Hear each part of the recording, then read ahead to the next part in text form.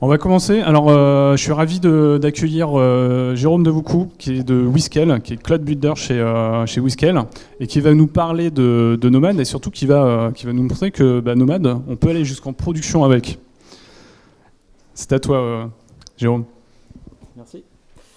Donc, effectivement, donc je suis cloud builder chez Whiskel. J'ai un background de développeur depuis une dizaine d'années. Et plus récemment, je me suis orienté sur de l'infrastructure automatisée sur le cloud, donc notamment Amazon, et avec des technos d'automatisation comme Ansible, CloudFormation ou Terraform. Merci.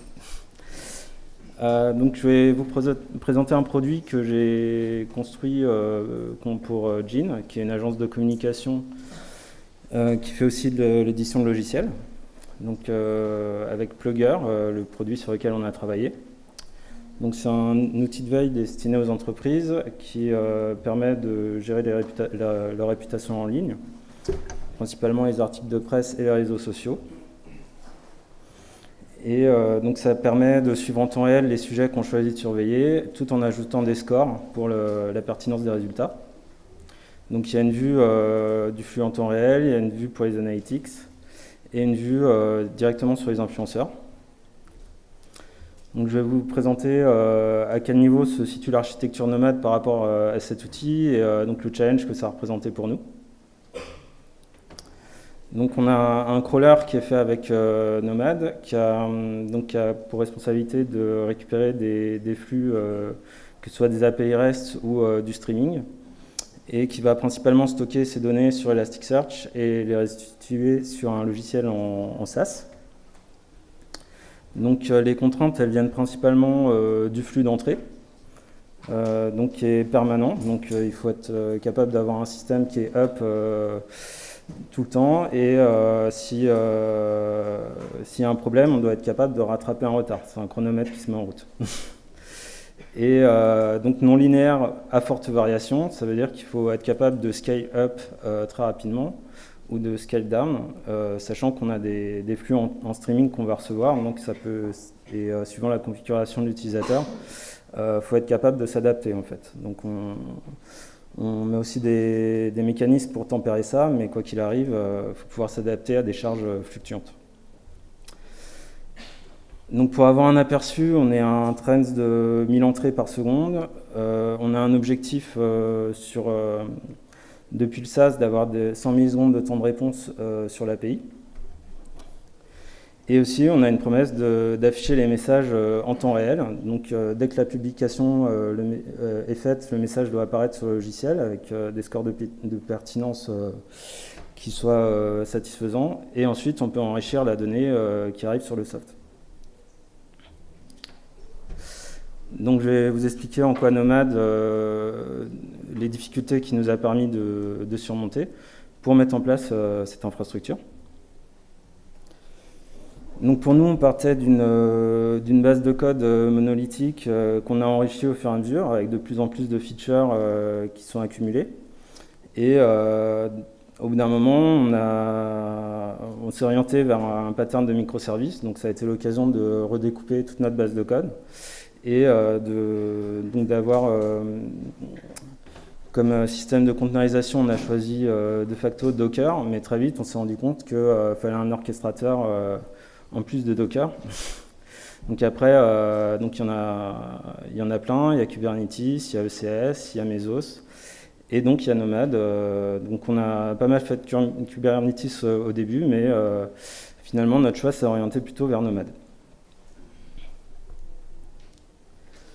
Donc Nomad aussi est pensé pour la scalabilité, donc ça répondait complètement à notre problème donc de pouvoir scale up très rapidement quand il y avait beaucoup de ressources qui étaient nécessaires, et aussi de pouvoir scale down pour réduire les coûts et pour optimiser au mieux la taille de notre infrastructure.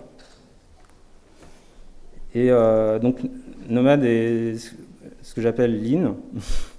Donc il est, de l'aveu de ses concepteurs, HashiCorp, il est fait pour être un outil qui fait une seule chose, mais qui la fait bien. Donc c'est simplement un scheduler de conteneurs. Et donc tous les outils de la suite HashiCorp sont pensés comme ça. Et pour nous, ça ne voulait pas dire d'avoir moins de fonctionnalités. On s'est rendu compte qu'on pouvait avoir autant de fonctionnalités qu'on avait avec Cube, et notamment pour un environnement de prod. Donc ça nous a séduit pour la prise en main. Donc évidemment, c'est open source, donc avec tous les avantages de l'open source, pouvoir avoir la visibilité de tout le code, les systèmes de pull request, etc. Et donc la grande force de Nomad, c'est non seulement de pouvoir être utilisé sur n'importe quel fournisseur de cloud, tel que AWS, GCP, ou même des data centers physiques, mais il est réellement pensé pour un environnement multi-cloud, c'est-à-dire un système homogène qui soit réparti sur différents clouds différents, qui donc constituent des régions au final, qu'on va faire communiquer entre elles. Donc ça peut être très intéressant quand on veut faire ce pas-là. Donc je vais vous présenter le cluster plus en détail. Donc on est sur une base AWS avec des principes de sécurité, une répartition des subnets privés et publics, un accès par bastion pour accéder aux machines. On a des ELB pour les points d'entrée et on utilise ECR pour stocker nos images Docker. Et donc tout le reste, c'est de la base de données. Il y a du Redis, du SQS, du S3, du Aurora et de l'Elasticsearch. Donc ensuite, on a nos instances nomades. Donc on a un pattern de master et worker. On est sur du multi-master, multi-zone. Et donc les workers, donc on a un quorum qui va orchestrer tout ça et on a autant de workers que nécessaire. Et là-dessus, on fait tourner notre Docker Engine qui lui-même lance nos microservices en Node.js, où on a aussi des Redis non persistants. Donc Nomad, on l'a couplé avec Consul, donc qui a pour utilité le service Discovery, de voir toutes les machines sur le cluster. Donc on a rassemblé les serveurs entre eux avec Nomad et les clients avec les clients Nomad. Et Consul va être propagé donc, du coup, sur toutes les machines. Il a aussi d'autres fonctionnalités comme le check ou permettre du stockage. Donc on a ajouté aussi un serveur haute dispo Vault qui lui sert à stocker les secrets de nos microservices. Donc là c'est clairement 3 produits d'HashiCorp et qui s'imbriquent vraiment entre eux. Au moment où on va popper un microservice en Node.js, il y a Nomad qui va chercher le token en faisant appel à Vault. Et Vault lui-même fera appel à Consul qui stocke les secrets de façon sécurisée. Voilà. Ensuite, on a mis du trafic pour les points d'entrée de nos microservices. On a une centralisation de log avec Greylog qui permet à la fois de loguer notre applicatif et aussi les couches de base. Et enfin, la dernière partie du cluster, c'est le Prometheus Grafana qui permet le monitoring. Donc le serveur Prometheus va récupérer un pool les métriques sur les différentes machines, il va les stocker. Et Grafana nous permettra d'accéder au dashboard et aussi de faire de l'alerting. Je vais vous présenter plus en détail les métriques. Donc on a un dashboard, donc on utilise le node exporter de Prometheus pour ceux qui connaissent. Donc il récupère typiquement le CPU, la RAM, l'espace disque et le trafic réseau de toutes nos machines. Et ensuite, on a ajouté des métriques plus spécifiques à Nomad, donc les objets qui sont utilisés par Nomad et leur statut. Donc principalement les jobs qui vont définir les allocations. Et donc ensuite, les allocations, c'est nos conteneurs Docker au final. Donc aussi, on a mis de l'alerting. Donc on est prévenu, on a des sons qui nous préviennent par mail ou par Slack. Et donc avec... par exemple, pour l'espace disque, on est prévenu à 75% d'espace disque, ce qui nous permet d'avoir une latitude pour réagir. Et on a prévu notre cluster en haut disco, donc ça signifie que des machines peuvent tomber. c'est pas non plus dramatique, ça nous laisse une latitude dans tous les cas pour réagir. Donc on a pratiqué des tests. Nous on a construit notre cluster sur un environnement de pré-prod et pour faire tourner l'applicatif, mais le but c'était de le mettre au final en prod et de s'assurer qu'une fois qu'on le passe en prod, il soit assez résistant. Donc là, déjà on a fait de l'infra as code qui nous permet, donc on l'a fait via Ansible et Terraform, qui nous permet d'avoir un environnement complètement ISO. Pour nous, un environnement égale un compte AWS. Et donc on a juste à renseigner les paramètres, les tailles de nos instances, les bonnes clés, et on peut déployer complètement notre cluster sur n'importe quel environnement. Et on est sûr qu'il soit exactement identique. Et ensuite, on peut vraiment penser notre infrastructure comme du code en le mettant à jour, en appliquant uniquement des parties du cluster. On a mis en place un système de layers. Et donc voilà. Donc on a fait aussi des tests de résistance au burst. Donc on a simulé des montées en charge parce qu'on voulait s'assurer que ce pattern fonctionne. Donc nous on pouvait stopper tous les workers en entrée, en pré-prod bien sûr, ce qui permettait d'accumuler les données en queue en entrée et ensuite de relancer les workers, ce qui nous permettait de voir en combien de temps on absorbait et si le cluster était assez résistant. Et après, il y a aussi les méthodes de chaos engineering, donc qui consistent à pouvoir casser un master, un worker ou un conteneur et s'assurer que le système continue de tourner et que l'élément en question soit capable de s'auto-réparer. Donc ça, c'est des choses qu'on teste en pré-prod. Et une fois qu'on a maîtrisé ce pattern, on les fait tourner en continu en prod, ce qui permet de s'assurer que ça fonctionne, que ça teste en permanence le fonctionnement de ces use cases. Donc je vais vous présenter quelques pro tips par rapport à ce qu'on a mis en place nous. Donc on a eu des conteneurs en pending state qui restaient pendant des heures, on ne savait pas trop pourquoi. Donc ça c'est simplement une policy nomade qu'on déclare au niveau des jobs.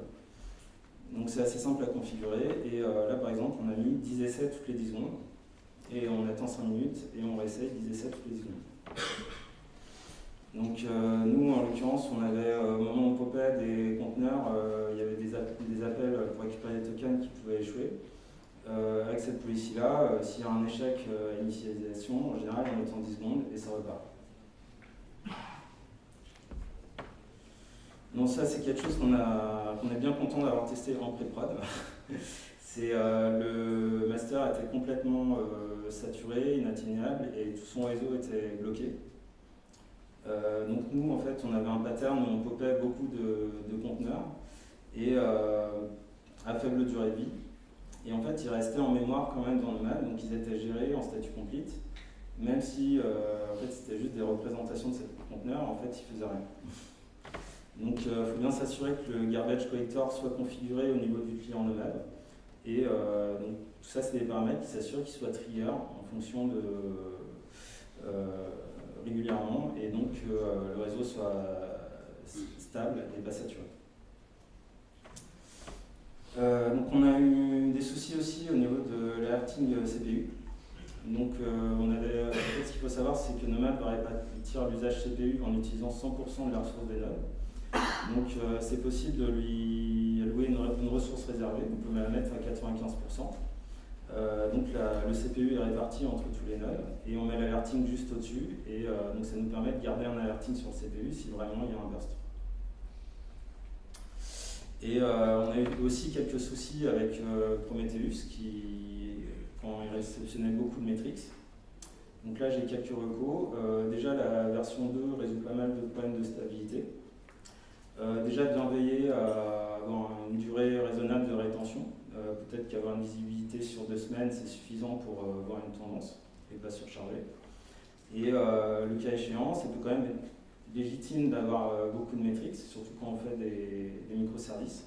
Donc pour Prometheus, c'est scalable avec une fédération et une TSDB externe. Donc comme TimescaleDB par exemple. Donc pour nous, les résultats sont très positifs. On a mis en place le cluster en prod en janvier, donc ça fait presque 7 mois. Donc c'est stabilisé, ça nous permet d'avoir un système qui s'adapte et qui est très résilient. Donc pour vous rendre compte, on est sur un trend de 130 conteneurs en continu. On est capable de gérer 20 entrées par seconde par projet pour 55 projets actifs. Et donc on est sur une base de 56 millions de documents consultables en temps réel. Donc ma conclusion, c'est que Nomad nous a permis de prendre en main notre cluster de microservices et acquérir des compétences réutilisables, que ce soit sur n'importe quel fournisseur de cloud ou data center physique, qui nous ouvre la porte au multi-cloud. Et donc je vous ai laissé quelques pistes si vous voulez aller un peu plus loin. Et donc je vous invite à poser des questions. Merci beaucoup.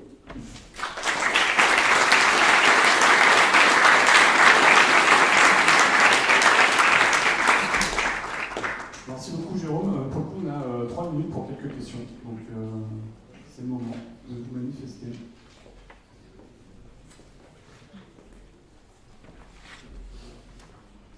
Bonjour, merci pour la présentation. Au tout début de la présentation, tu as dit que vous aviez choisi du coup Nomad par rapport à Kubernetes. Qu'est-ce qui vous a orienté vers ce choix?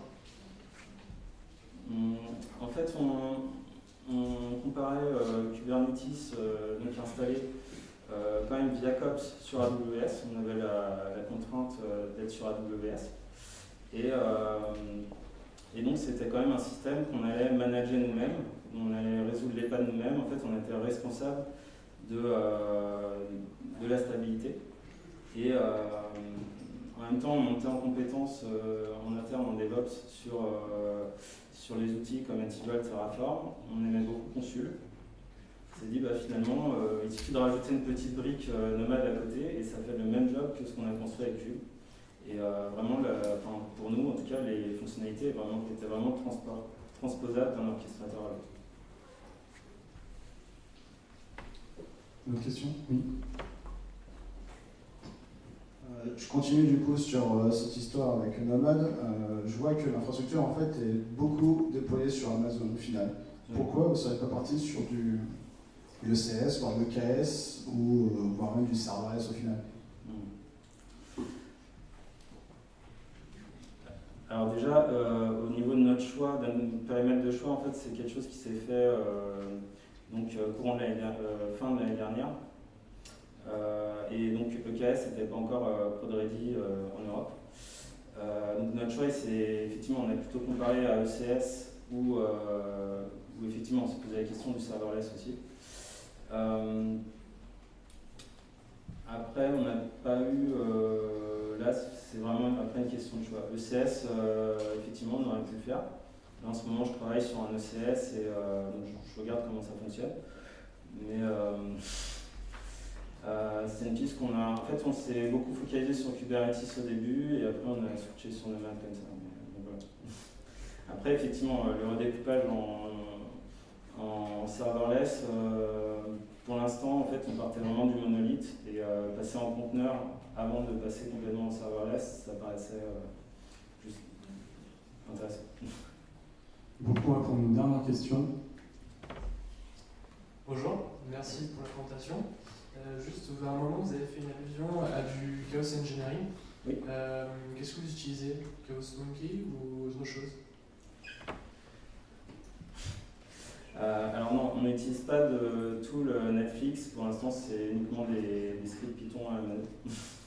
C'est ce que je voulais savoir. Merci. Donc merci Jérôme, je vous invite à réapplaudir.